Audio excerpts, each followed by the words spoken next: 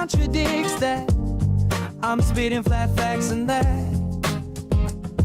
And I know you don't like that. Google Maps is flat, it presents elevation profiles like that. I'm a spitting flat earth king. Sentence has a ring, doing my own thing. If earth was a big roast chicken, factually finger licking chicken. We just got the measurements missing. I'm spitting eggs and begs, begging the question lesson. I've said it before, time after time. I'm the spitting flat earth king of rhyme. Welcome to Flat Earth Debate Live. I'm your host, Nathan Oakley, and if you are new to this channel, or you've not done so already, then be sure to subscribe. Hit the bell notification icon and join button if you'd like to become a Nathan Oakley 1980 channel member, and keep up to date with the Flat Earth Debate. If you would like to support the channel, there is a super chat that runs alongside each of these shows while they are live. There's also a coffee, Patreon, crypto and thanks button in the info box below the video. Most importantly, if you'd like to join the discussion, simply mute the page you are currently watching. Then click the link in the info box below this video to join the panel and express your views on the nature of Earth. If you do join, please don't swear. If you do, you'll be ejected, and if you are, please don't try to rejoin the stream using sock accounts. You'll be warmly welcome back on the next stream. Please also share the show on social media. Sharing the show obviously increases the live audience, but this in turn increases the chances of a more diverse panel, so please share the show on Facebook and X. Now we are joined by Len, Neil, Surf Daddy, Refracted Curvature, and a whole bunch of people in the Flipside Discord server, so welcome one and all. How are you? I'm alright. How are you? Did you cut off everything I was saying starting the show? Yeah, well, we're about 4 minutes over time, so, I mean, I've got to start the live show, generally speaking, on time. I waited for you to tell me that I'm in the pre-show to fill the audience in as we've immediately gone to internal discussion. Neil's suggesting that the book will do really well when it gets released imminently, so it's going to get handed back to me, hopefully, in the next 7 to 10 days as a final, check this over, make absolutely certain it's, ready to go out to the public. And then hopefully another week after that, it'll actually be published. So we're talking, I keep saying this, in the next couple of weeks. If I could count how many times, it's probably at least a dozen times in the last couple of months that I've said it's going to be a couple of weeks. But in this case, it is actually with the publisher, and it's not within my control how long it takes, so I'm sort of chasing him every week or two to say, got an ETA, how long, what else needs doing, and then little bits and bobs go between us. Anyway, with that all being said, in the pre-show, Neil saying, well, hopefully it'll do really, really well, or not hopefully. How is it that you phrased it, Neil? You can just speak for yourself, you're here.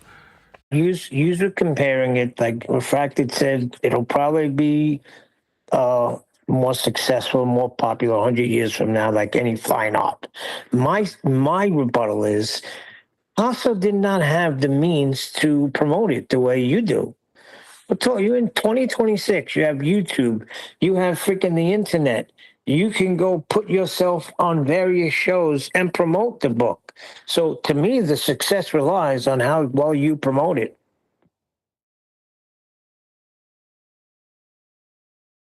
Yeah, I mean, it will be down to my ability to promote stuff, and, it's not like I'm unfamiliar with that particular territory, having worked with manufacturing goods in a small scale and going out and promoting them and selling them. So it's not like I'm unfamiliar with promoting stuff. And in time, people will release a press release from me. But the point I was making wasn't necessarily that that's correct or incorrect. I've written it with a light that it'll last a long time. Now, there are certain examples that buck this trend where you've got to just talk about your YouTube channel specifically. If you're talking about the number of current subscribers and the books coming out now, from that perspective, it'll always be dated if YouTube disappears off the map.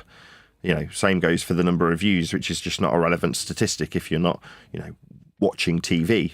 20, 30 years from now, if you tell people how many million viewers you were getting on your TV show, people will be like, well, what does that mean? How do I benchmark that against anything to give it context? And the answer is we don't necessarily. The same goes for YouTube stats. But where it's talking about me as an author at the early stages of the book, that's not necessarily relevant. Whereas when you get to the end of the book and you're trying to make somebody recognise that the argument that was perceived to be so important by us, on Flat Earth Debate specifically in some of the instances, was superseded when you realise that all of the flat earth measurements that are being used and employed to have the debate render the debate utterly pointless. It's only because you've managed to whistle past the flat Earth prerequisites and measurements that you're even engaged in a debate. Therefore, when you assess the debate, you go, well, why am I having the debate? It's because of your own insecurity and wanting to lord it over someone else who's got a preconceived notion like you thought you had in past tense, but are still retaining in current tense and therefore arguing with somebody. But in the process of becoming so smart and intellectual, you recognise your own idiocy and stupidity in retrospect when you see how flat Earth had to be measured to have the discussion.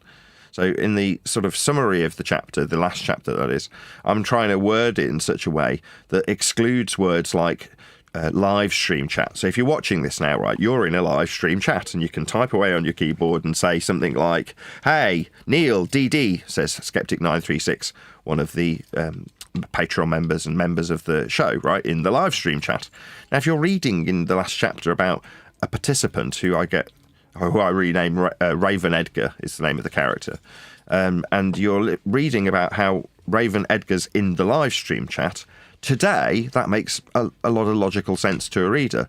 50 years or 100 years, heaven forbid from now, somebody reads about that and they might try and ascribe some value to something that they don't necessarily conceptualise easily, rather than the main point, which is this particular character was describing their interactions with transceivers on relay stations that were about 20 miles apart. And because of a mountain range being in the way, she couldn't get one of the transceivers to connect to the previous relay.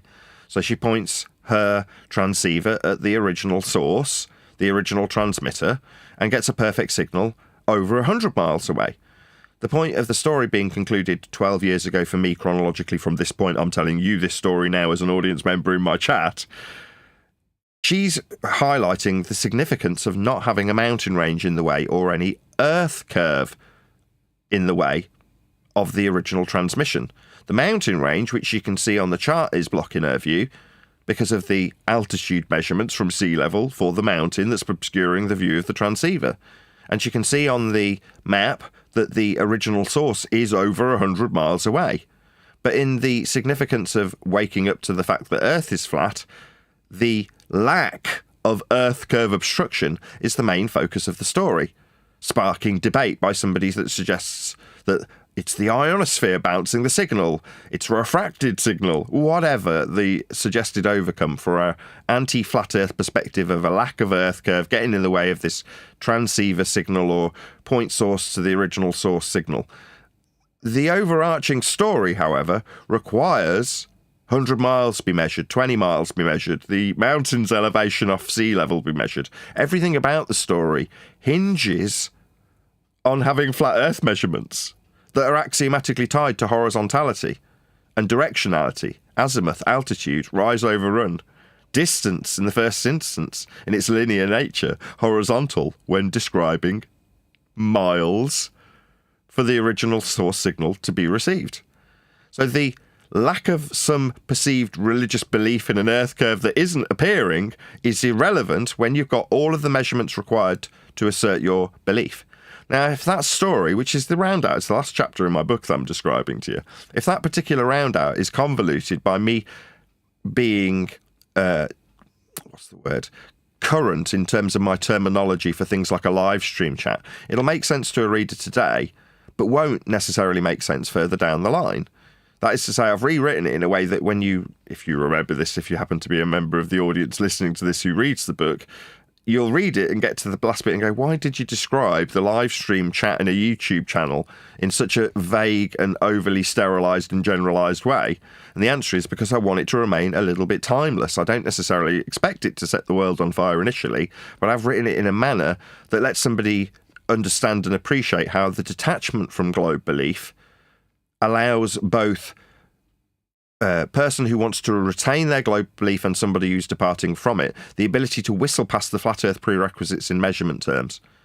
And how embarrassing, to be able to just use that as an example at the end of a book, especially if now you're reading it and departing from that globe belief, or now you're reading it and arguing with globe believers and saying, how stupid are you? Why don't you get it? Why are you telling me that we've got reciprocal zenith angles? Why are you telling me that just because we measure it flat doesn't mean it is? Why are you telling me that I can measure elevation angles from a flat plane, but that means the plane's curved? Those sorts of things are questions that you will be leaving yourself in a position to have answered at the conclusion of my book. And I want that to be the case long into the future, even if it doesn't necessarily line my pockets particularly well in the immediate future. I want it to be a timeless book, basically. So those sorts of things have had attention paid to them. It doesn't mean I think it will be unsuccessful. Far from it. I'll go out and promote it, and I obviously want it to bring in money. That's the whole point. I don't want it to fail. Far from it. I want it to be extremely successful and earn me revenue. But I don't think it's going to, suddenly sell millions of copies. Far from it. But it might be the case that 100 years from now, it's still something that is referenced and can explain in a sort of semi-timeless manner. The linguistic entropy will still apply no matter what. But to a certain extent, like I compared it to the, Newton and Bentley, the letter between the two of them, that language is in some ways dated, but in other ways beautifully up to date and absolutely pertinent when he's moaning, Newton that is. So you kind of want to phrase things in a way that can be digestible without necessarily losing focus to things that might go out of date, like YouTube itself. But you in the chat, you know what I mean when I say you in the chat, right? But that sort of abbreviation has to be rubbed out when you're writing these things down, because you don't want you in the chat to be confused with something of importance when you're trying to describe an overall conception of having Earth measurements, believing that you are on a ball, departing from that belief in a ball, and then whistling past the measurements that everybody's using to suggest whether or not we've got Earth curve. And now, retrospectively going, wow, how did we whistle past every single flat Earth measurement that everybody was using? There we go, I'm done. Nathan, when you first came across this topic, what did it do to you? Right? Now, picture that. Now, there's going to be people that this book comes across their table, let's say, or somebody hands it to them, or they hear about it somewhere. It's going to have the same effect on them. So you don't know if it's going to sell 1 million copies, and you don't know if it isn't going to sell that many copies. You never know. But I do know that the topic is very, what's the word I'm looking for? I mean, it catches you, because for years, we're told that we live on something, and then you find out that it's not. So it is something that gets people thinking, right? So I don't understand why such a downplay on it, on the book, but I do know that the topic, when people find out about it, it's I couldn't stop. Like when I first started, I was looking for anything that I could find to give me more of this so-called flat Earth that everybody's telling me that I live on a globe. So now I'm hearing that it's flat. So let me find some more information out. And it's like that for everybody that runs across it. There's a new guy I seen the other day, brand new to the topic. Sounds like any one of us 10 years ago. So it's still fresh. I'm not downplaying it. I'm just tempering my own expectations. A lot of people around me at the moment are poor, very poor. And as much as I want to help everybody out, I can't, because I'm also poor. So as much as I'm selfishly moaning about how poor I am, it's one of those that I have always recognised that the people who support me and have supported me over the years are often fairly humble people. Very humble. Yesterday we were talking to Surf Daddy, and he's talking about him, being a sheep hoarder. And as a sheep herder, he's what I would consider to be about as humble as he gets. Farmers are very humble people. I've spent a good chunk of my life around farmers, and they're pretty humble people. So when somebody supports me, and they're just a humble guy with a normal job, like Len's a gardener. Like, we're not dealing with people who've got endless funds to support little old me, and they do. Yeah? And that's very humbling when you find that out. So I'm not expecting this little humble community that's been built by me over the last 10 or 12 years, in earnest, maybe 10 years since Flat Earth debate. That is something that I don't want to necessarily start bigging myself up like I'm suddenly going to be changing the world with a little book. Now, that doesn't mean I haven't put my absolute heart and soul into it, and it's gone through turmoil. One of the drafts got stolen. You know, I'm hearing in the pre-show that I'm being demanded to release the videography of me creating the 5th draft with the assistance of 2 people who had offered their assistance to help me. John Stunyer and the Adam Meakin, if anybody's wondering who these people are. I remember when there was beefs on the internet and I used to watch beefs and people wouldn't mention the names of the people who they're beefing with. And people would be like, well, I want to know who this person is. I want to go and have a little looky-loo. And that's why people don't mention their names. But in this particular instance, you're like, it's part of the narrative of the book. And by whatever you want to call it, providence, divine intervention, the end product's going to be better. So I'm more proud of it as a consequence of the turmoil that it's been through. And in many ways, I'm flattered that somebody would want to become a little mini-me and take on parts of my achievements throughout the last 10 to 12 years. That's flattering, right? So you just take it as what it is, in spite of the thieves then making demands that you release the material of the creative process. Like, okay, I won't be doing anything. There's a good chance 3 or 4 months from now their names will never be mentioned again. That may be the very last time their names ever get mentioned. That's to say that that's what, if you're trying to create a swan song, as they suggested when they were stealing my material, they wanted their name on it for their swan song, end quote. You're like, well, the way you create that is by creating a lasting impression on people.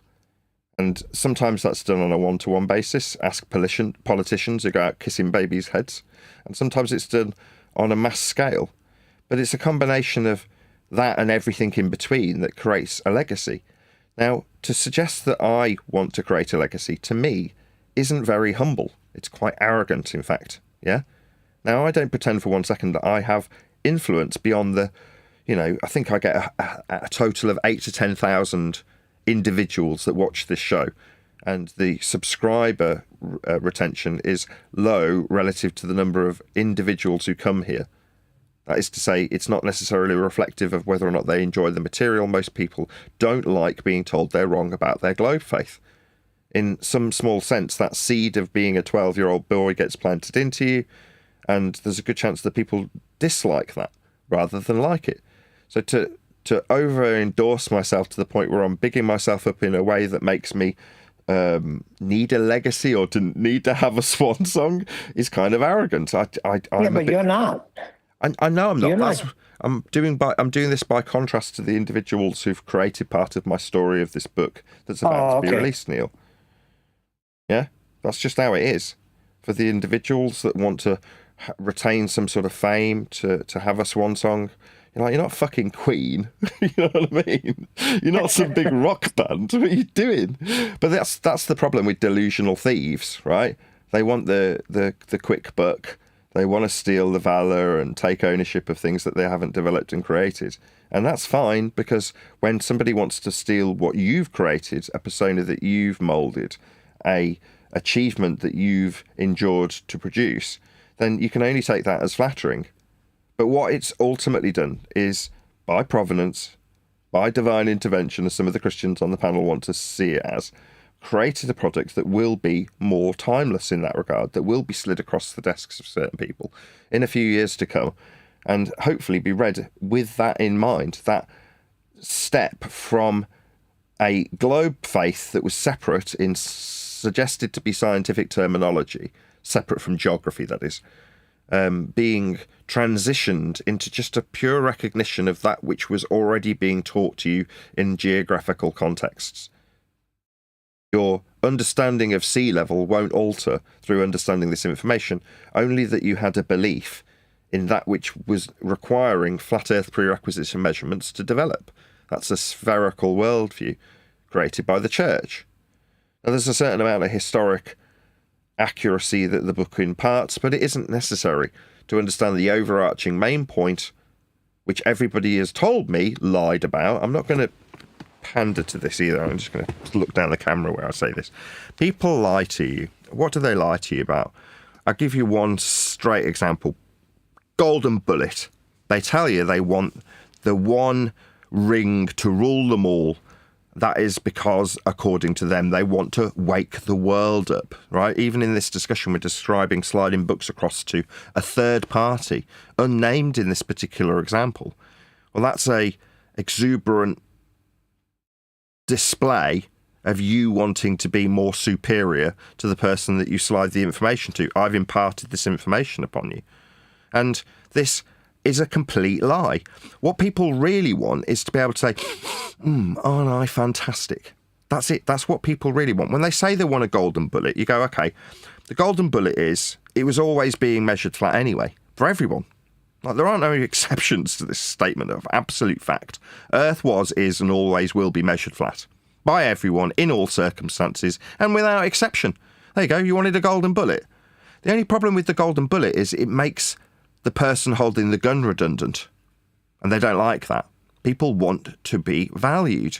They want to see that their impartation, if that's the correct term, onto others is recognised. They want a swan song.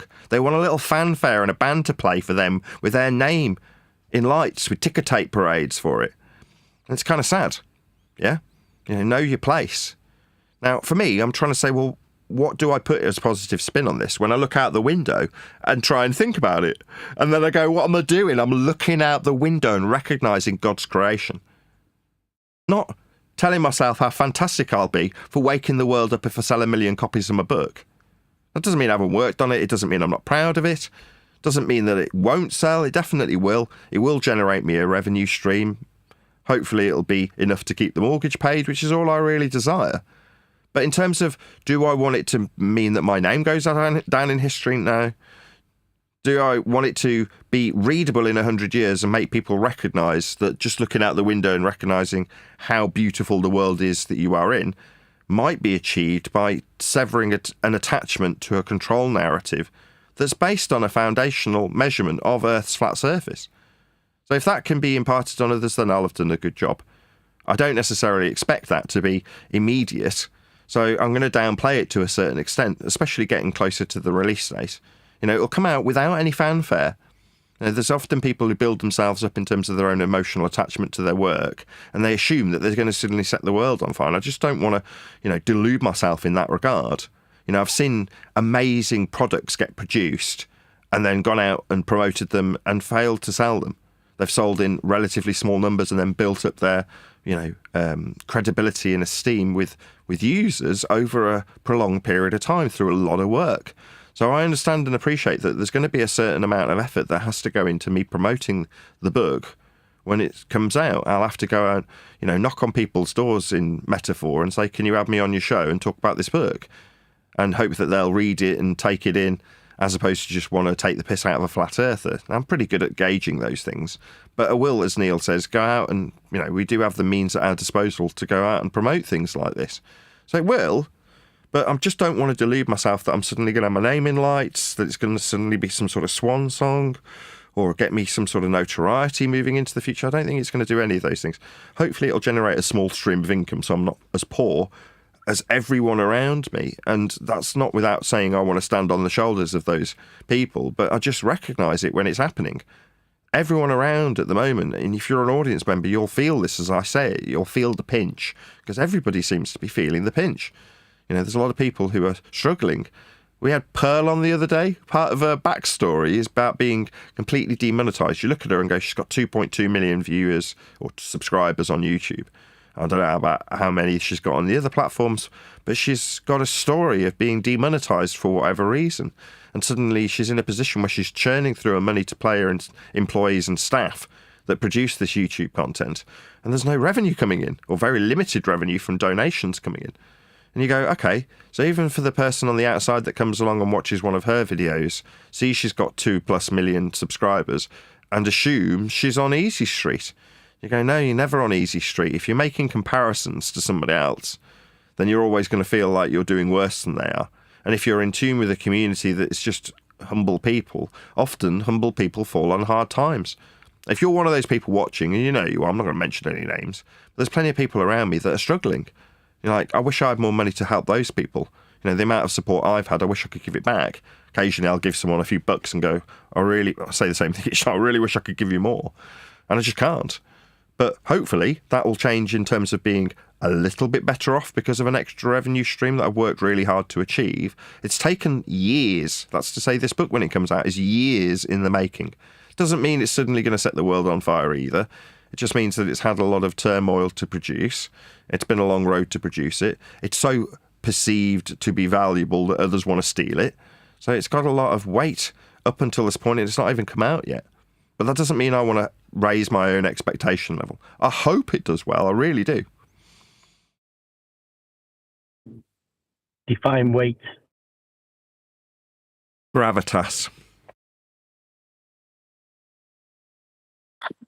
Nathan, you help a lot of people. Don't make it sound like you give them a couple of bucks here and there. Right? I can't even count how many times you helped me find money-wise. I lost count. So you could downplay it all you want, but I could also tell the truth. Oh, whatever. It's not like I'm giving people hundreds of bucks. I'm sure in 2 donations, Len's probably outstripped every penny I've ever given anybody ever. So, it's not like I've got a large stream of money to give away. But if I've got money in my bank and somebody reaches out to me, I'll go, yeah, of course I'll help you out. I feel bad for everybody who's supported me over the years. And there are loads of people who've supported me. It hurts more when, as we were talking about Adam and QE, when people like that offer you support, not financially. I'm just poor, I just need money. But if you say that, that's kind of dirty. So when someone turns around and says, I'm not going to give you money, but I'll give you my time to help you produce a book so you can generate more revenue. That's so touching. And also, so the words of 2 con men. Yeah, that's what a confidence trickster will say. To gain your confidence, I'll help you when they're fixing to steal from you.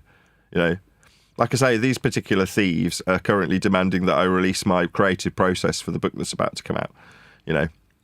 I could use some vulgarity that I've used with other ballers, but I know that these people are still near and dear to some of the people that I value. That's friends. That is to say, in spite of them having stolen from me, they've got a whole gaslighty story to tell people who are close to them. Some people have bought it, and you're like, just because I've walked away from 2 people who've stolen from me after tricking me with confidence that they would assist me and help me in writing the book that's about to come out. And then what do you know? They've got their own book that's come out a couple of months ago. Yeah, they stole my skeleton material and slapped some cock and bull story about a woman named Betty on top of it, taking my name off and alluding to having developed housekeeping questions, something that's been a staple of flat earth debate shows for the last however many years, repeated at nausea by me. But nothing changes actual history, and it only makes the journey of the book that eventually, like I say, it's imminent, a little bit more tumultuous. One of the chapters is on being betrayed by various different individuals, not just those 2. Plenty of people have tried to betray me over the course of flat earth debate. And again, you can only see as a very poor financially man that life has other things, as it draws a lump in my throat, of value. There's more to life than money. And people value things often higher than the actual dollar or pound note value that things have got ascribed to them, right? Valor is priceless. You can steal valor. You can steal credit. You can steal ideas. And often people will value these higher than the actual financial incentive that comes along with them. The power that money develops is something that other people crave. So recently with Michael Jackson's movie coming out, I think it's called Michael, there's stories that come out about his power struggle from some of the companies that were under a certain amount of creative control over his process. And you go, this man was absolutely minted. He was rich beyond most people's wildest imagination, but he still had power struggles in spite of being rich. So the money didn't get him to a point where he was content because he didn't have the control or the power. The same goes for people like Prince, right? Spent a lot of his time fighting for the increased degree of control over his own material. But it's him. Prince is the guy that's making it. He's the guy that's brought love and joy with his music and his material. It is absolutely him. But the people behind it were taking a perceived amount of control away through the money and revenue generated. So there's a knock-on effect, and most people only quantify the circumstance with the money. It's like, no, the money isn't really the relevance. And when it comes to people stealing credit for things that you've done over your career, you go, some people will recognise what I do. And some people will recognise that what I do is actually what someone else says they have done. And you go, who cares? You know, people who are taken in by that are taken in by frauds and charlatans and thieves and easily conned. Now, I can't help that, and I'm not going to try and persuade the world against every single evildoer.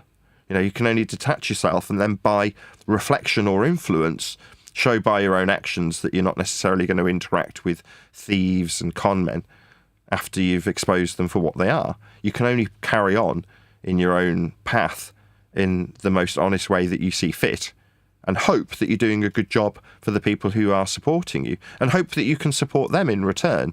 So it's nice to hear that Neil's, you know, pleased for it is just a couple of bucks I've given him here and there. He obviously sees it as having a higher degree of value, and I'm going to downplay it because I'm not a rich man to offer that. But in my mind, the few bucks that I can throw around when I've got a positive bank balance are nothing compared to the amount of support I get from my panel when they're sat here day after day after day, achieving this bit. They're sat in front of a camera, you know, entertaining an audience. That's not about the money. You know, it's the whole whistle while you work philosophy, right? If you can enjoy what you do, who was it I heard say this the other day? It was a rapper. I can't remember, it'll come to me. There was a rapper that was saying this, and somebody was saying to me, oh, you're working all the time. And it's like, yeah, whistle while you work. If you love what you do, it's kind of like you're not working. And because of the support I get from the people around me, I get that joy. Now, while I've got the corners of my mouth turning up saying this to camera, there's people in the audience that, like me, will be getting goosebumps from this because they feel that sense of community. And again, when somebody's stolen from you, yes, you lose a certain amount of time and a certain potential value that you could have ascribed to something that you could have been selling if it hadn't have been stolen. But you go, but that isn't, again, the overarching importance. That sense of community, that feeling that you get that gives you goosebumps when you're talking about things like this is something that you get excluded from if you are deceitful. You're suddenly no longer taking part in something that's joyous for the people who are still taking part in it. You know, there's a nefarious endeavour by cults that do the same thing. They try and impart that feeling onto their members. You need to look at things like Scientology to get an idea of what I'm talking about. Otherwise, there'd be no Scientologists. There'd be no cult members. But you've got to have that weaponized in a way, that feeling of belonging, that feeling of security that you get from being in a group with a common interest. Now, for us, I feel bad at the moment because I'm kind of shattering some of the communal bonds that have been built up over those 10 years by saying that we are actually kind of insignificant to the ends of the perceived subject. So that's flat Earth. When you recognise how flat Earth must be measured to achieve the so-called debate, you can only, if you have any degree of introspection, recognise your own insignificance, right? Just to round this out as a point, excuse me. In the book, when you're reading that, you'll hopefully, as a reader, get that sense, that kind of slight sense of foreboding that I'm trying to impart on the reader when they take this information in. That is to say, without me or you reading, the world would still have been measured flat. And that must be the case, even if you want to perceive that there's a circumstance where you can believe, truly believe, that you're on a ball. That would still require Earth to be measured flat to create that belief.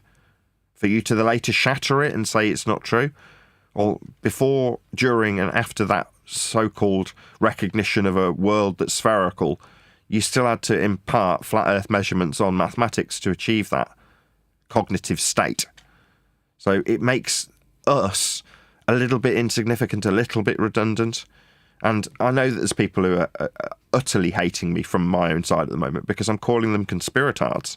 And they hate that. When you kind of make somebody go, even if I say I'm that conspiratard, I was looking at the pseudoscience of psychology and psychopathy and, you know, subliminal messaging. Those sorts of things are very conspiratorial. It's easy for me to mock somebody who's talking about 9/11 truth or Sandy Hook when I looked at subliminal messages and psychopathy. So I'm trying to demean my own path to this subject by pointing out how a controlled opposition narrative's been put in place by having people like me, with my conspiratorial nature, investigate the subject of flat Earth so that I can argue with fart-sniffing, Batman T-shirt wearing wankers who want to believe in sky vacuums with rockets travelling around the moon in them. Well, those two groups can then take the pressure off a general public that doesn't have to value that information because the fart-sniffing dweebs are valuing it for them. So they don't have to invest the very expensive cognition in learning about that. And the guy who's come because he's taken that goose feeling of finding a community that realises the world's been lied to, those two groups can be set against each other and argue amongst themselves about whether or not Earth's spherical. Now, as I slowly describe what I did 2 years ago, which is, how do we climb out this scummy pool? Everybody in it seems to be a scumbag. How do we climb out into the flat plane and territory of normies? Well, the way you do it is by recognising that which all normies have been taught in the geography class. I appreciate there's a cognitive dissonance from the science class that says Earth's spherical, but your geography class taught you how flat it was all measured. Nothing's changed. But that means that we have to kind of leave behind an era of being conspiratorial. And I'm not going to do it without a tear in my eye. It was an exciting time. You know, finding out all these perceived to be important conspiracy theories like 9/11 are exciting when you're in that moment as a community that recognises how Earth's not a sphere. But now recognising how Earth not being a sphere would require you build a sphere for it to not be based on flat Earth measurements means that I kind of feel like we have climbed out the pool. So we're in this little limbo area where it's kind of empty. We've metaphorically climbed back up the hill, but we've still got the knowledge in tow that Earth was and is and always will be flat when we get back up to the normie plateau. But it means that on the one hand we're outcasts because we're going to be immediately potentially shoving the normal guy into cognitive dissonance when we are just honest about how we appreciate the world's flat in geographical terms like they were taught. And most of us aren't going to be prepared to lie and say, yeah, Earth's a sphere, because we're just lying to ourselves. Most of us won't do that. So we're in this kind of limbo area up here. Down here in the scummy pond, you can still look back just over your right shoulder and see everybody arguing about how Earth is or isn't a sphere. As I said at the top of the show about reciprocal zenith angles, or how even though we measure it flat, it doesn't mean it is flat, or whatever rhetoric comes from the anti-flat Earth crew in that scummy pond we've just crawled out of. You can still hear them, but we have departed it, I feel, as a group. We're moving on to greater things. Now, from that perspective, I do use the book as a marker, as a waypoint, however you want to term it, a position in time where you can say, there, that marks the moment where we climbed out of the scummy globe Earth versus flat Earth pool and recognised it for what it is. A controlled way of having people who come from a conspiratorial background argue with dweebs that have highly valued heliocentrism. And it all gets dirty and scummy quite quickly. But that marks the point, the release of the book a couple of weeks from now. I do feel like it is not in transition, not like we're climbing up the hill, like we've climbed over the hill and gone, well, that was an era. And it wasn't a bad era, it was very exciting. It was full of a lot of scum as well. The pool is dirty now we look back at it, and we have kind of now got to brush that scum off ourselves and figure a way to communicate with the normal man that Earth is just as you were taught it in the geography class, measured flat. But when you measure it flat, Wrong button. Wrong button. Also, Whoops. I meant to press the chat button just to shout out somebody who gave me a super chat, and I pressed the intro button by mistake. Whoops. Hey, Nathan, hope you are well. So excited for the book. Thank you very much indeed for the super chat. I can't actually see who it was that gave it me. Let's see.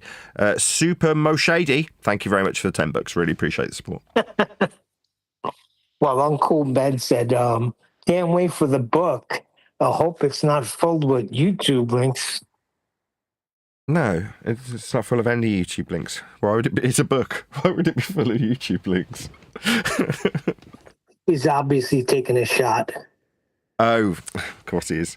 So that's an in-joke for the fifth draft that got stolen and given a thin veneer of a story about a woman named Betty who can't keep a man whilst talking about the housekeeping questions. Well, that particular book, their assistance that they offered me in process from fourth to fifth draft was to offer the ability to better reference and cite the information that was being fact-checked by these two thieves. So what they did was insert quite a lot of YouTube links, right, into the book, which while they were being put in, I was thinking, well, obviously some of these will have to go, or they'll get typed out in full, or whatever, they'll be referenced in a better manner. But those were the citations that were being inserted while these two thieves were telling themselves that they're actually authors because they're fact-checking and inserting citations into my material, which they later claimed were copyrighted. Somebody, I think it was Len, said something to the effect of all of the information that they took from, in this case, Quantum Eraser's website was cited. That is to say, it was quotes and other people's material. He said the most original material was the copyright disclaimer itself, which I thought was hilarious. Nevertheless, yes, I understand. The piss take is that the book that was stolen and got lots of veneer put on the top of it and included lots of YouTube links in a piece of written material, aka a book, which is just what you get, when you steal someone else's material and then decide that you're going to change my name to the name of a spinster who can't keep a man, and then subtly alter the names and phraseologies of the housekeeping questions, to avoid getting sued. It's like, yeah, pathetic. But there we go. That's what you got to do if you're a thief. Just as a waypoint in time, though, this wave of flat Earth, I guess you would say it, will be different than every other wave, or however you want to describe it, resurgence of it, and as a topic, because it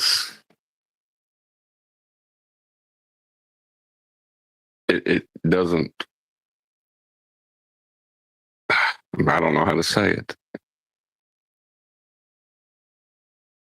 Well, while you're thinking, I agree with you. Well, while you're thinking of the words, I should note that refracted curvature in the book is recognised as that bit out at sea where you see a little hump in the water that's eventually becoming the tidal wave that takes out the city. Now, if by metaphor this is the waypoint, aka the tidal wave, then the swell in the ocean was John and Bunk and Debunk, and the way I put it into the story was actually him going in front of Ruhif and hearing endless cockwaffle, only to concede all the points of a globe Earth because it's inconsequential. Like with my story of Raven Edgar, my story is the insignificance of her story of Earth curve not getting in the way of transmissions because of a recognition of the flat Earth measurements used to tell the story. Well, in the book, well, that's the conclusory point, that's the very last chapter. I can't remember what point in the book, 2/3 of the way, let's say, in the book, it recognises John as being that swell when he concedes all points to an opponent because, as I point out in the book, it's inconsequential.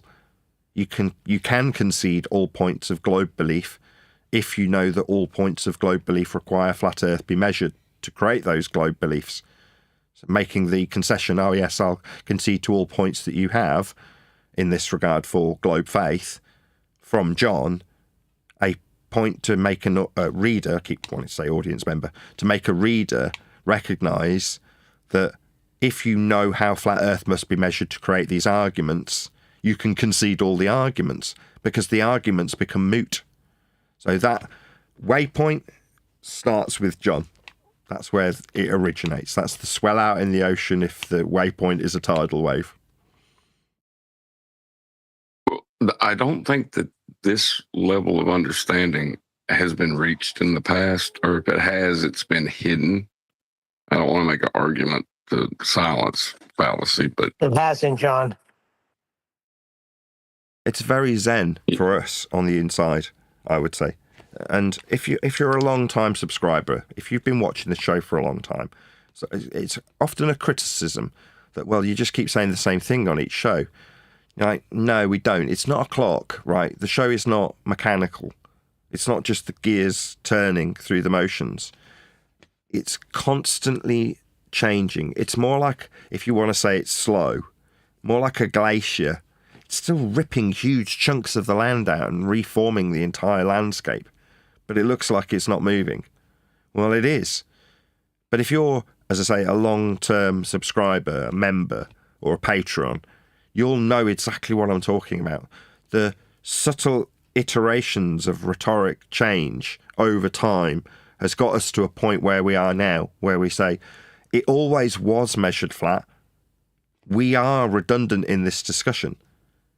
And we're redundant because the so-called silver bullet that was being asked for was in effect the entire time. We just didn't see it. It's like the Matrix code. You want to believe you're in a dream world? Well, if somebody showed you the code, you'd recognize it immediately. The problem being that then you can't turn the code off.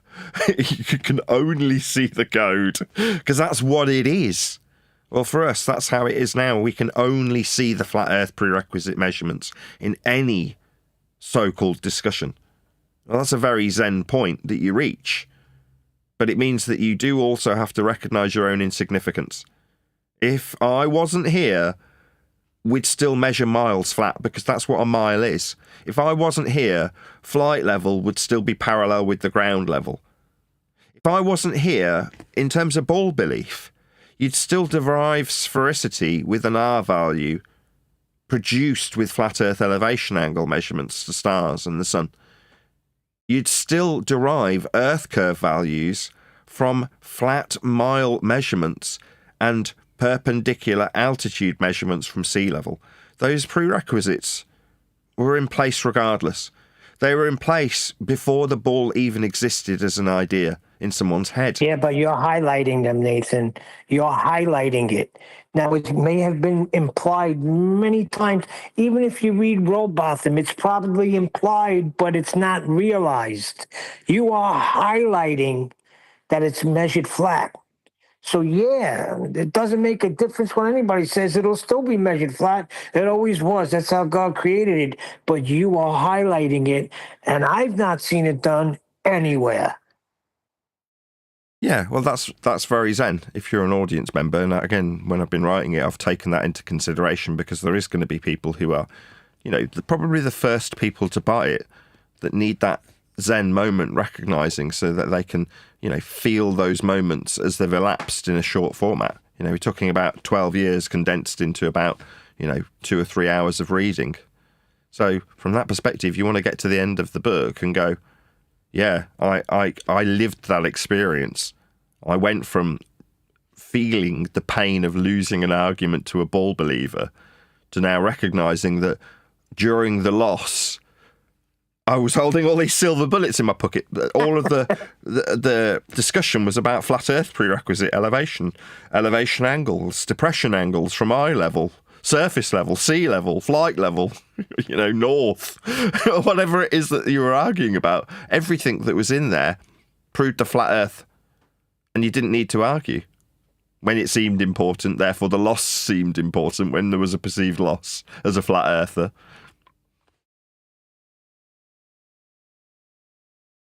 Hey, Nathan, I'm going to read something from the chat and tell me what part you say, all right, no. Because everything sounds good except, well, you'll see. At E flat C5C says, flat earth /FED has swept the field. There's no debate. There's no reason for excess emotion.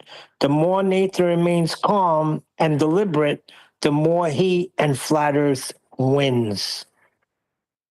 It was all good till the last bit, the very last, that's last exactly. word. It was all good to the very last sentence. Last part, E flat. Go on, Christian. Thank you, Nathan. Yeah, there's nothing to win, mate. There's no win and lose. It's just the antecedent of the Earth being a horizontal plane in which we all measure the Earth flat. Even the low believers will be measuring the Earth flat for their beliefs. So there's nothing to go at war about or debate or anything to argue about. And we can all just be calm about it. But that's just the way it is. It is, but there's an inconsistency with that. There's no win and lose. There is no win and lose, but there's a perception of a win and a loss. So there's an inconsistency. Correct. When you recognise your own indifference and that it was being measured flat anyway, like planes needed to have surveyed the land in miles to know how far they were travelling, and they needed topographical deviations explicitly detailed so they wouldn't crash into the ground, like mountains and high land for takeoff and landing, that's using horizontal distances so they can descend towards it when they calculate it with trig. Now, these are axioms that are being employed so that people don't die in the aircraft that flies all over the flat plane with the flat measurements in the flat directions all day, every day. Now, that was the case long before heliocentrism. People were still out there sailing. People still understood directionality and had axiomatic principles that kept them safe. They were all flat then. They're flat now, and they'll always be flat in the future. So for the guy who's in the pond, down and dirty, arguing for our Earth is flat with a perceived enemy, they have this perception that us recognising how inconsequential we are will help us win. Like, no, not only do we recognise that we're inconsequential to the fact of Earth's flat measurements, it means that it's ludicrous to end up in debate. Now, the only reason we will is because there'll be an overarching force from the perceived opponents to drag us back in. It's like in The Godfather, when he's trying to clean himself up. I think it's Godfather 3, and he's explaining this to the Pope. Yeah? All he wants to do is be legitimate. But the people who want him to, in this case, argue about Earth's lack of sphericity or its perceived sphericity, want you, the very claim to be, in my case, zen, calm, recognising the facts of flat Earth prerequisites that I am inconsequential to. I'm going to assist in a debate that isn't necessary. So therefore, you're left with this inconsistency where, what's my message? If my message is, you're inconsequential, Earth will be measured flat anyway, that's true, but why do I need to communicate that message? It seems to be contradictory. If you understand how inconsequential the entire debate is, yes, I do, yeah. Well, then why would you need to explain that to somebody? You wouldn't need to. So why are you? I don't know. That's a very good question. Because everybody does not know yet. There's the world. What do you figure? Even if I'm generous and I give us 10%, since this has become a topic, 10% have realized that Earth is flat, and 90% of the world still think they're on a water ball. They don't know it yet. So they don't know that it's measured flat. So that's why we keep doing it. I would say it's even worse than that, Neil, because out of that 10% that you're giving us, I'd say less than 10% of those know it's flat. That's true. You're right. And that's why we do what we do too. Because perhaps, now their eyes will be open to it. I mean, it's a penny dropping situation when you realize it. Now, I don't know if it's because the work I do through my whole life, I've always dealt with measurement. It came very easy to me, but I can't expect it to come easy to everybody. I think I still struggle with that. Like, why are people not getting it? I mean, you need a flat plane of reference for any measurement you take. Yeah, it's So like you're talking about the story arc of Neo, aren't you? At the start, Neo resurrects himself a bit like the Jesus archetype when he's shot about 1 million times, because he recognises the world that he's in for being an artificial world. So then you could say, well, at the end of the first movie, why does that not conclude the character arc? Well, simply recognising how he's in a system and he has got some bearing on the system could lead you into this perception that suddenly that draws a close to the story. Well, it doesn't. He's still in there fighting with agents in the second installment, of that particular, however many stories it is now, 4. I think they've had Matrix movies.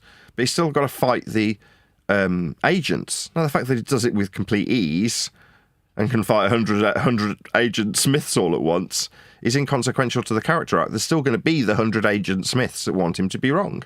In spite of him seeing through the code, being able to manipulate the code, he can stop the silver bullets by metaphor, I've described flying them straight back at the opponent.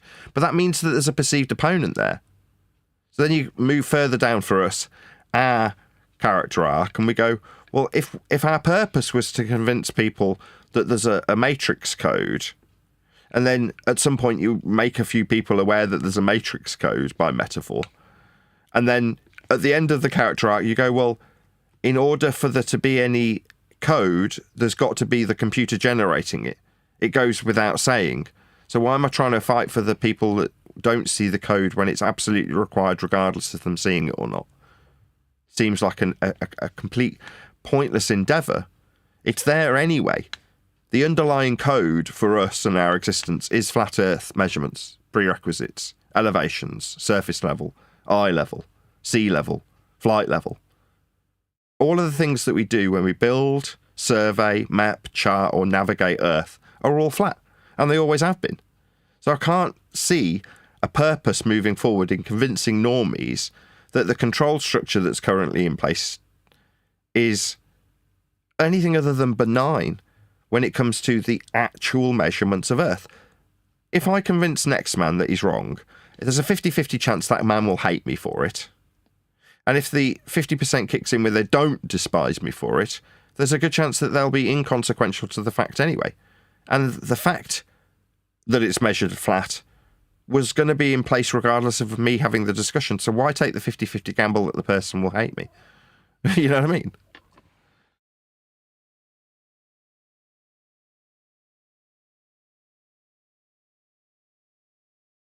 Not rhetorical. Why take the gamble? Sometimes you're forced into expressing your understanding. Because it's your duty as a man. You started down this path. You started a YouTube channel to discuss the nature of our reality. And in a lot of things, we're enlightened. We're enlightened about the scientific method, for instance, right? Now we realize it has nothing to do with Earth whatsoever, right? So people have been enlightened. So it's your duty to carry on. Now, did what's his name? Luther think that he was going to change the freaking or start a reformation when he slapped his letter on the door of the Roman Catholic papacy, whatever it is. I don't know exactly what he did, but I know it had something to do with a letter. He didn't think anything of it. He saw something in the scriptures that wasn't lining up and brought it to their attention. We see something in reality that's not lining up, and we're bringing it to people's attention. That's all.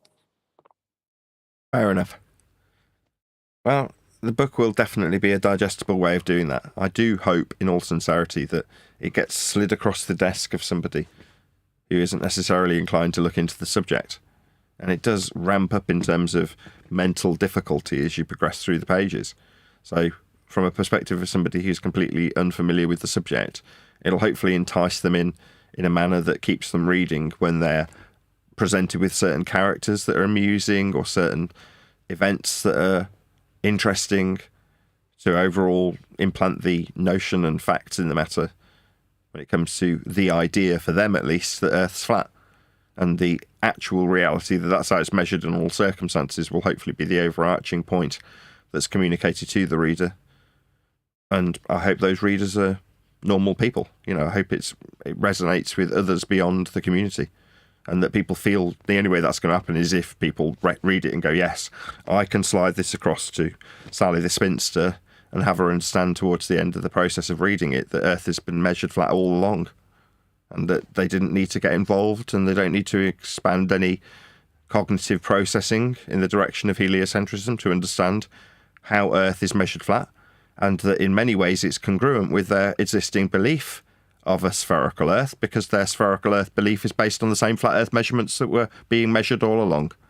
So hopefully that's a digestible format for somebody on the inside, that's us in this small community, to feel that it is a genuinely worthwhile endeavour to recommend it to a loved one without taking that 50-50 gamble that it's going to get them hated.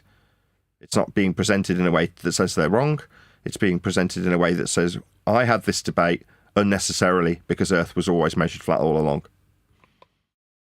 Yeah, I've run a 23-year career running around telling people that they were wrong about the shape of Earth. I regret that now. That's unfortunate. You don't want to live with regrets. You made those decisions. Yeah, sometimes you do have to take the L, and it's good that you can admit when you've made mistakes. And in this case, when I say, would you ask yourself, this might make the person I'm giving this book to hate me. Why would you ever take that risk? And the answer is you probably wouldn't. So I've written it with that in mind, which is to say, I hope that people will read it and go, I can pass this on to next man and have the information imparted upon them without necessarily generating any animosity towards me in the process. This is what I've been trying to get across to people. And it's just as bad as Ebola when people claim that there's infinite amount of land. You don't know that. So why make that claim? Right? It was done in the chat yesterday when you put up on one of your shows. A guy was claiming that he knows how the sun and the moon are moving. And it's easy because a magnet flips. I forgot what he was putting together. But I'm like, you can't say that. I can't allow you to just say, you know how the sun, the stars, and the moon, you know how they have their movement. How could you validate that, Nathan? Am I missing something?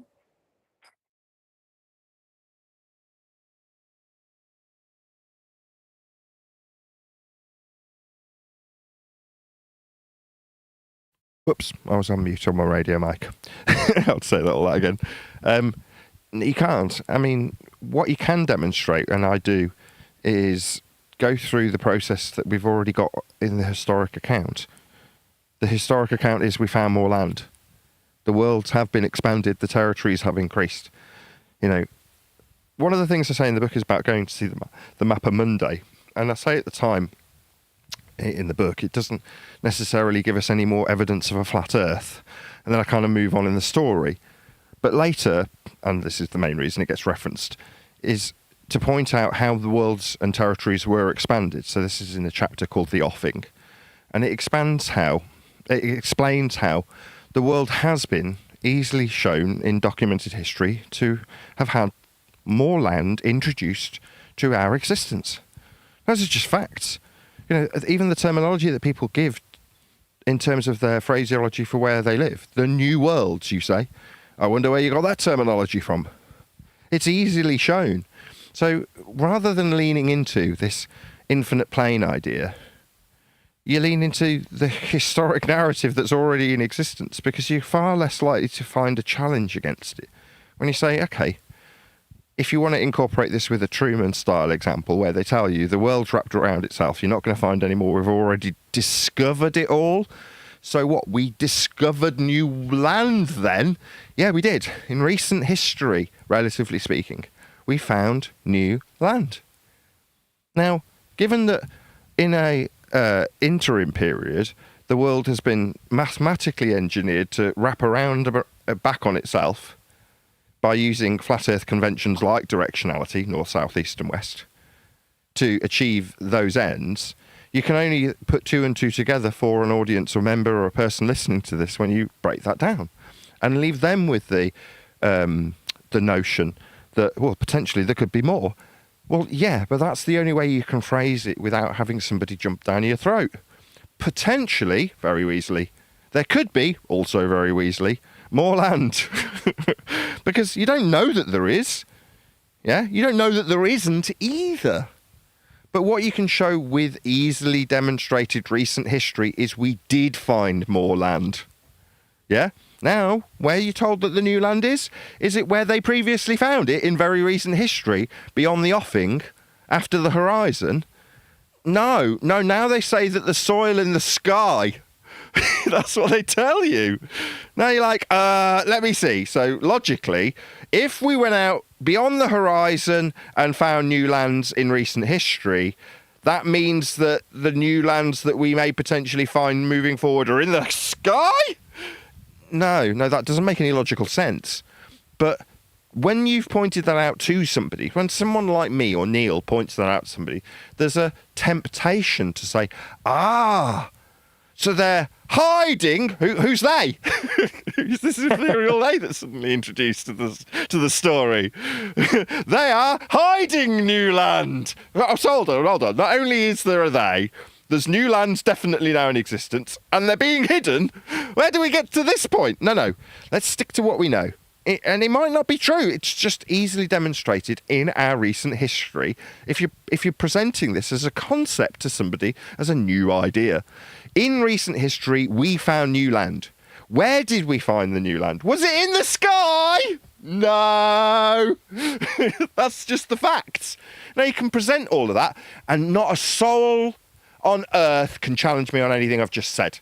Did we find new lands beyond the horizon? Yes, we did. Did we find any in the sky? No. Well, that's the end of that discussion then, isn't it? Well, this guy, it's a guy that comes in a lot. His name is Dr. David Banner. So he says that powerful lodestones placed on the surface of water measured flat that power the sun, moon, and wandering orbs. Now, you can't make that claim. How would you validate that? So when I challenge him to validate it, he takes me to a magnet. I'm pretty sure I did actually read this. There was a character called Bruce Willis, and he was with this guy called Chris Rock. And they went out, they saw opera on this spaceship, they found all these elements, and then they bought these aliens. I'm sure it's recent history, I'm sure of it. Called The Fifth Element. It's just that as you know, you're a flat earther, you can't be making these claims if you can't validate them. Just like Nathan said, stick to what can be validated. Enough with the do whatever you this like, is what right? it is. As much as I don't want to disagree with Neil, right? Far be it for me to tell you to not be what you are, right? What I have done in this show is specifically outline how the people who talk about flat Earth are conspiratards. Me talking about psychopathy, pure pseudoscience. Me talking about subliminal messaging. These are the people who talk about this. So is it a shock when someone talks about lodestones powering the frickin' sun? You're like, yeah, shocking. What's next? Free energy from an Ethereum background radiation. Yeah. That's who you need to talk about this. Meanwhile, North's flat. Let's just say that once more. North is flat. That's what it is. That's how it's utilised. That's how it's measured. That's what it is. You want to ascribe it in horizontal terminology more accurately, then you'll give it a degree from north, with north being the zero. In the horizontal, always and without exception. All directionality requires Earth to be flat. What's that? Lodestones? You sound like a wanker. I've just got to put it out. You know, it'll lose me subscribers. It's been losing me for about the last 18 months. I won't lie. Because we're transitioning from the scummy pool. Now, as much as I don't like it, the scummy pool is full of two different categories of people. Fart-sniffing Batman t-shirt wearing wankers that will report you to the police and social services because they don't like their bull faith being challenged. And conspiratard hippies, pot smokers, who want to tell you that the world's made with powering lodestones for the sun and that there's extra land that's being hidden from you and that they're hiding God. That's what they want, that there's free energy just round the corner, that there was a previous existence of civilization that were technologically more advanced than us that had been wiped out and hidden, that there's been giant resets and mud floods and trees were made of silicon that went up to the heavens, that mountains are actually naked models lying down beautifully. This is what people on the flat earth side of the globe versus non-globe discussion are. They've all been led to this subject. Are, in that category, the people talking about how Earth is not a sphere, are they geographers? Are they pilots? Are they navigators? Are they people who have charted the territory? Are they surveyors? No, none of the above. No, those are just the normal people who measure Earth flat anyway and don't have any problem with their cognitive dissonance in the weighting. That is to say that in the future, if they were to be pointed out that their belief in a sphere is incongruent with how they literally measure Earth, they'd just tell you, well, you just don't understand how north is the top of something. They'll come up with an excuse. Just because I measure it flat doesn't mean it's flat. If I present you with a flat Earth zenith angle, I can say that this other zenith angle deviates from a common horizontal, therefore it's curved. That's what they'll do.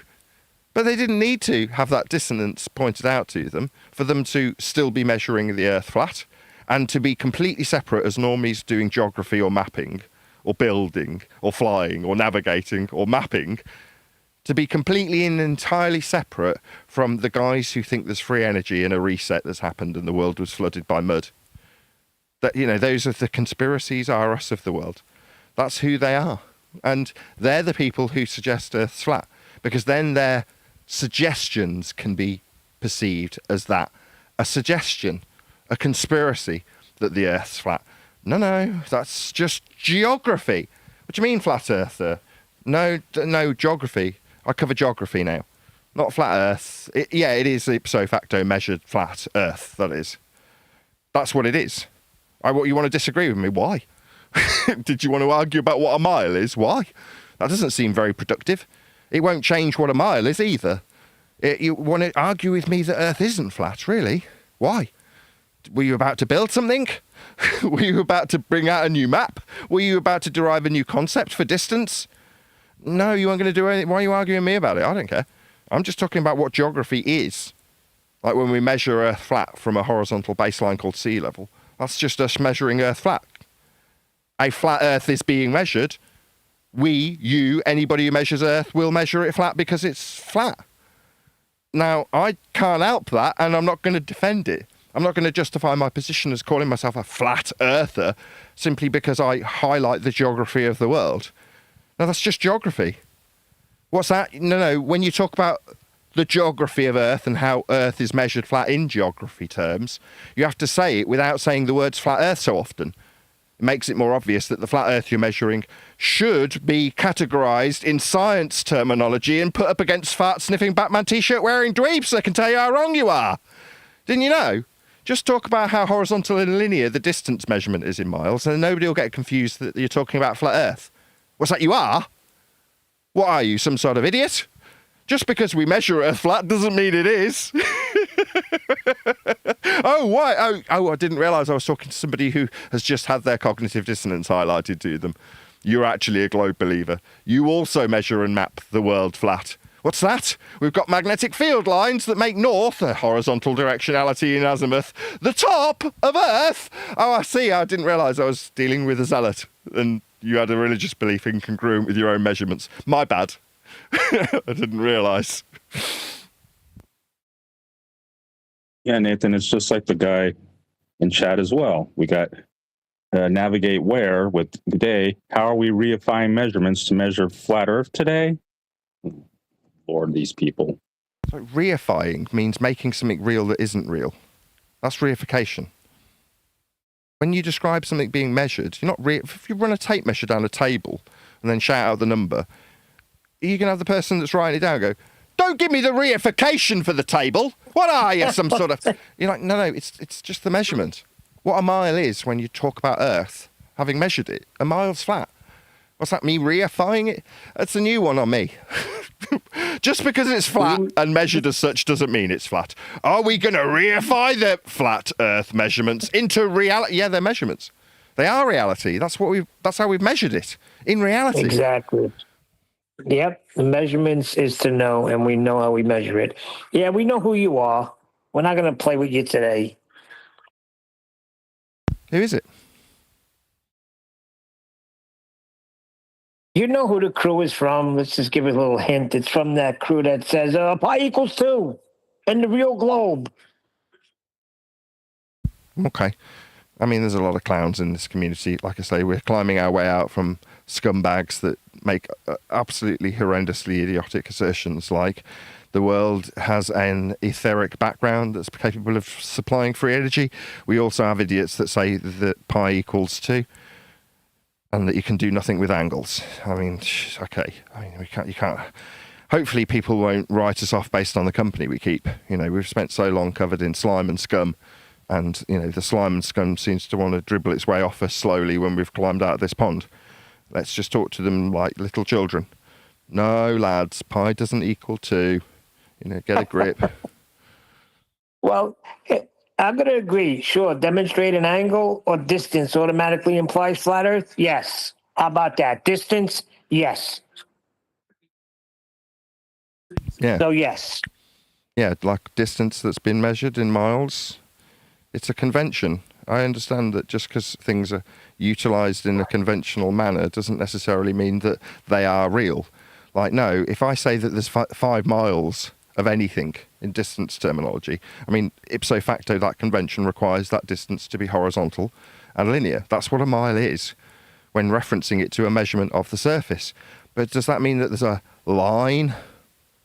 If I draw one on the map, does that mean that there's a giant score line through the world? No, that would be reification. To suggest that a latitude line exists in physical terminology, that circle of equal elevation, that's a flat Earth measurement of Polaris, doesn't physically exist. There is no circle. If you suggest that there is a line of latitude, then that's reification. But to say, I measured between the ground and the star, here's the number on an angle. You don't go, well, that's reification. No, it's a measurement. I just measured it. Here's the number. Do you want it or not? Well, I don't know. We're out here in this lifeboat, and if we can find where the fuck we are, we might not die. But I don't like the fact that you're reifying this. What are you fucking on about? Just write the number down and the time that we took it. You stupid clown. Right, hands up. Who votes we throw Bev over the side of this boat? I say aye, because he's going to get us killed. Because he's saying we can't do anything with this angle, and we're reifying. Raise up your hand. They'll be looking at him that way to do it. Yep. If we were in a scenario where our life depended on measuring an angle, the man who says you can do nothing with the angle that potentially saves your life is the first person to be strangled and thrown over the edge of the boat. That's what would happen to Bev. Somebody would be strangling him while people were writing down numbers and taking the time. They were just disposing of his corpse. That's what happened to you, Bev. Now, you may not like that awful reality, but in a life and death circumstance, like when you crash, people will eat other people. There's been movies made about it. That's what they'll do to you. You don't have to like it, right? And while they're gnawing on your buttocks, you can be screaming, pi equals 2!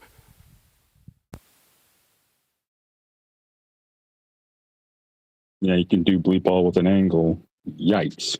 Well, what they could do is, Nathan, like you said on the show before, if you're able to get on here, obviously you're not banned, join the live stream. Come click on, join the show. Because I'm not going to read out your nonsense anymore. I mean, while we do have an open door, anybody's welcome to join in, but I don't want to encourage these people. They're unpleasant. Like I say, it's an open door. Sometimes you can't control who comes in the bar and orders a drink. But would I encourage the dweebs and idiots? Not really. This person isn't pleasant company, is he? That's true. I didn't think about that, right? You're not going to go outside because you got a bar and start inviting idiots in there that are just going to give you a hard time. Why would you do that?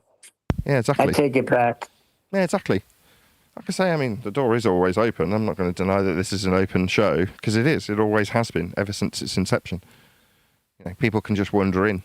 And there's very little that puts up an obstacle to prevent that from happening. I mean, you could literally be all the way south. That's a horizontal orientation, directionality derived from north, and absolute direction that's measured off a flat plane with things like Polaris to create areas of equal altitude. That absolute fact of directionality, you could be as far south as perceived you could be, measuring a flat Earth for a sun angle, and still be able to phone into the show. You could still do that. It's not like there's any barriers in terms of stopping people from coming into this show, and they have.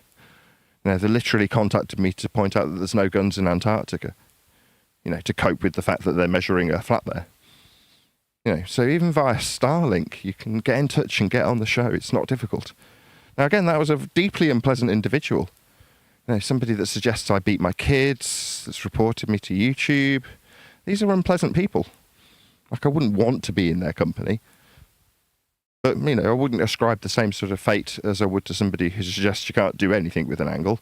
I mean, at least that particular individual was out proving Earth's flat by measuring it that way. Other individuals are so retarded that they suggest you can't do anything with an angle. You're like, that's idiotic. Seriously, come on, get a grip.